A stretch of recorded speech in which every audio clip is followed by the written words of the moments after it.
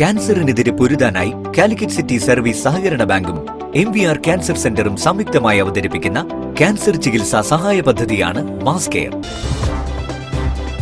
വാർത്തകൾ തുടരുന്നു.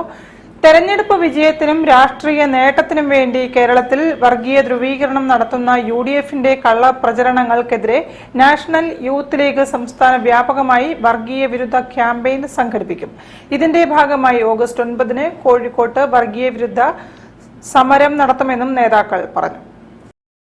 രാഷ്ട്രീയ നേട്ടത്തിനു വേണ്ടി ഈ കേരളീയ സമൂഹത്തെ എക്കാലത്തും അവരുടെ തെരഞ്ഞെടുപ്പ് പ്രചരണത്തിന്റെ ഭാഗമായി ഒരു വർഗീയ ധ്രുവീകരണം നടത്തുന്നു. അത് വളരെയധികം കടന്ന് തെരഞ്ഞെടുപ്പിന് ശേഷവും അത്തരത്തിലുള്ള ഒരു വർഗീയ ധ്രുവീകരണ പ്രവർത്തനങ്ങളുമായിട്ടാണ് UDF മുന്നോട്ട് പോകുന്നത്. UDFന്റെ യുവജന സംഘടനകൾ വർഗീയ പ്രചരണത്തിന്റെ പ്രചാരകരായി മാറിയത് കേരള യുവജന സമൂഹത്തിന് അപമാനമാണെന്നും എക്കാലത്തും രാഷ്ട്രീയ നേട്ടത്തിന് വേണ്ടി മതവിശ്വാസികളെ ചൂഷണം ചെയ്യുന്ന മുസ്ലിം ലീഗ് പാർട്ടിയുടെ വർഗീയ കള്ളപ്രചരണങ്ങളെ നാഷണൽ യൂത്ത് ലീഗ് തുറന്നു കാണിക്കുമെന്നും NYL നേതാക്കൾ വാർത്താസമ്മേളനത്തിൽ പറഞ്ഞു.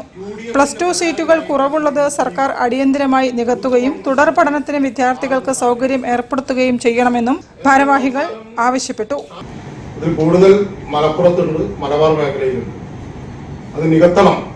തുടർ പഠനത്തിനുള്ള സൗകര്യം എല്ലാ വിദ്യാർത്ഥികൾക്കും ഒരുക്കി കൊടുക്കാൻ സർക്കാർ അടിയന്തര നടപടി സ്വീകരിക്കണം എന്ന് ഞങ്ങൾ ആവശ്യപ്പെടുക.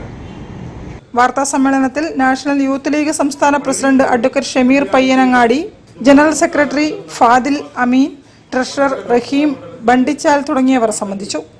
News bureau, Kozhikode. പലവിധ വർണ്ണങ്ങൾക്കു പകരം ഒരു നിറം മാത്രം ചാലിച്ചെഴുതിയ ഏകവർണ്ണ ചുമർ ചിത്രങ്ങളുടെ പ്രദർശനം